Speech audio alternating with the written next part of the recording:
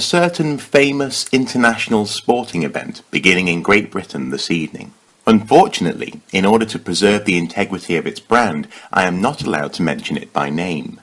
What I can say is that this particular sporting event is the pinnacle of any athlete's career, and that it has its origins in ancient Greece around 776 BC. With this exciting event in mind, we have decided to make the food of ancient Greece the focus of the first mini-series of Archaeology Gastronomy. What we present will be a broad brushstroke, a flavour, pun intended, as ancient Greece covers a large period of time and many distinct city-states. What we know of ancient Greek cuisine comes from literary sources, writing, from cookbooks to plays, and also art, drawings, sculpture, and images on pottery. We will return to this in a later video. The Greek diet came from two main sources. First, the rocky terrain of Greece herself, and secondly, although arguably primarily, from the Aegean, the sea surrounding Greece. For many, the preparation of food was an indication of character. It separated the good from the bad, the Greek from the barbarian.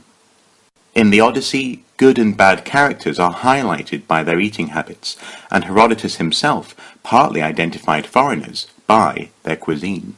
The Greeks ate mainly from the so-called Mediterranean triad, firstly cereals such as wheat, barley, or millet. Second, they produced and drank wine, red, white, and rosé. And the third element is the fruit that we can see being harvested here. Any ideas? Well, they're olives, and also, of course, olive oil. The Greeks also grew vegetables, especially legumes, beans and peas of various varieties, and a staple food for many, which we will examine in a later video, the lentil. Other forms of veg were also available, including cabbages and onions. The Greeks also enjoyed fruit, often dried, including figs, pomegranates, and raisins. To the Greeks, and many others, honey was the primary sweetener. Sugar was known of, but it was reserved as a medicine for painful bladder or kidneys.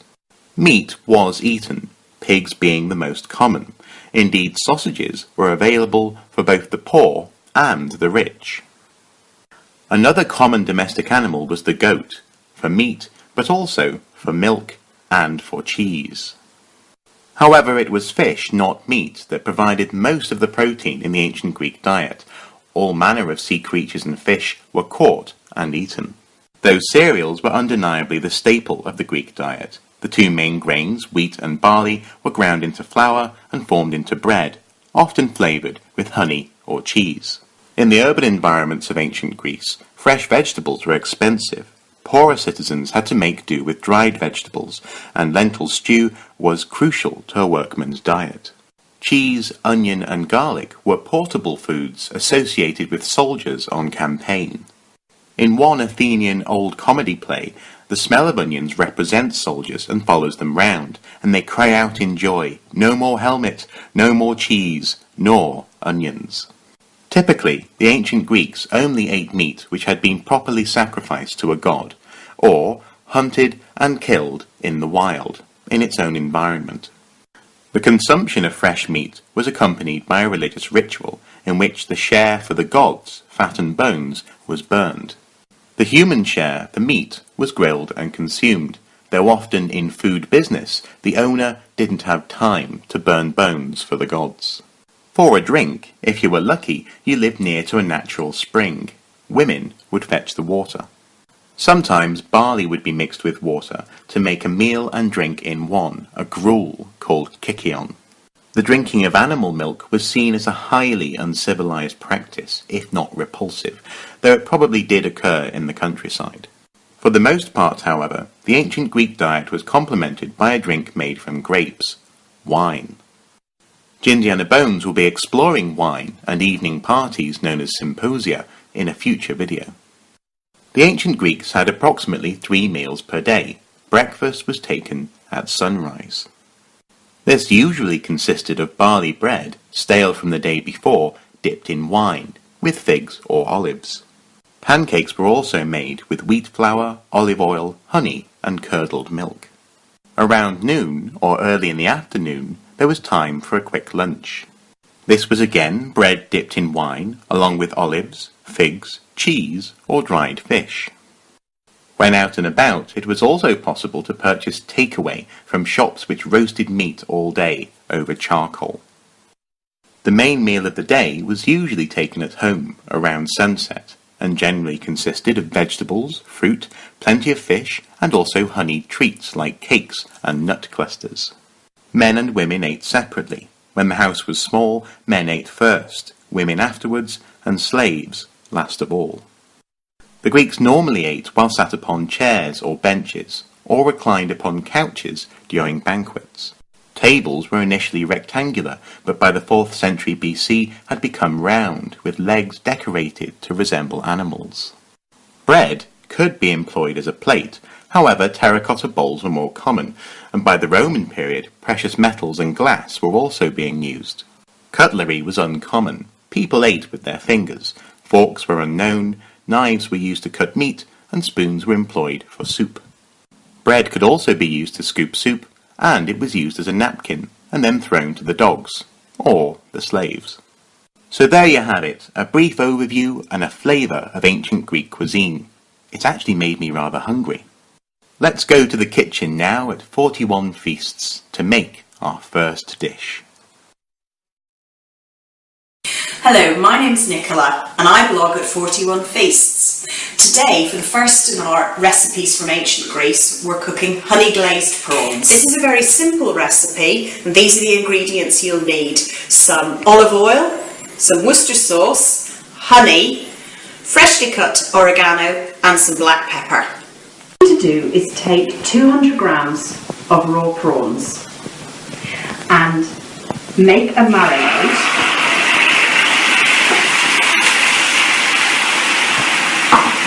with 1.5 tablespoons of olive oil, 1.5 tablespoons of honey and a tablespoon of Worcester sauce with a tablespoon of freshly chopped oregano. Now I used about 2/3 of this to marinate the prawns for about half an hour.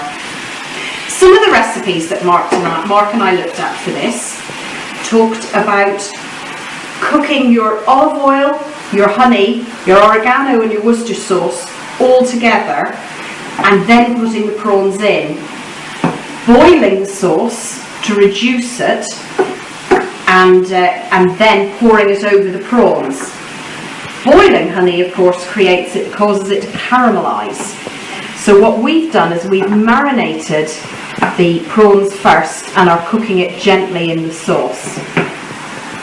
This recipe would work fine with cooked prawns as well. I've used local honey, as I think that's what the ancient Greeks would have done. Honey was what the Greeks used to flavour food rather than sugar. They preferred to save sugar, although they had it, as a medicine.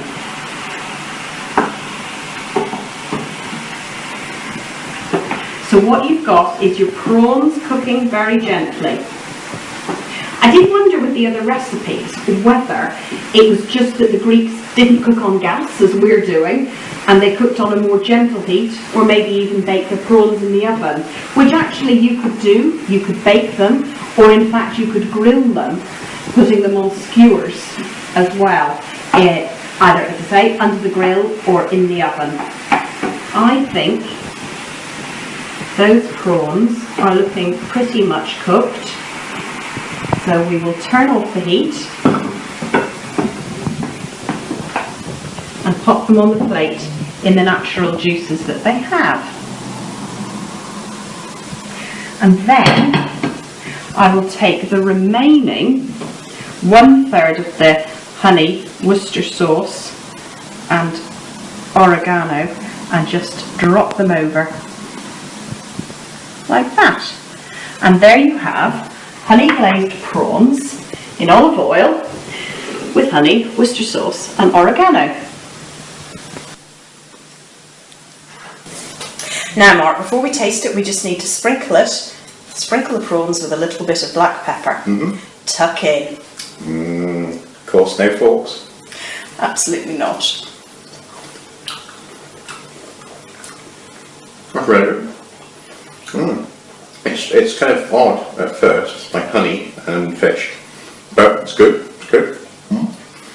You can really taste the oregano as well. You can't you?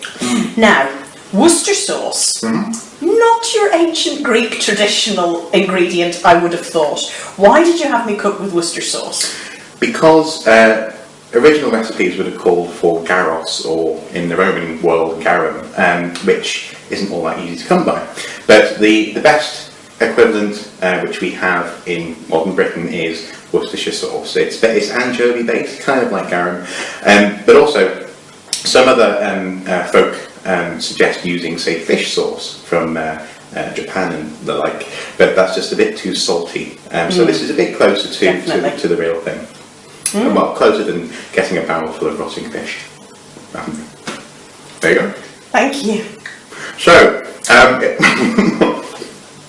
so very nice. So when you can see us next week, we'll be doing another fantastic ancient Greek recipe to coincide with the sports event, which will not be named.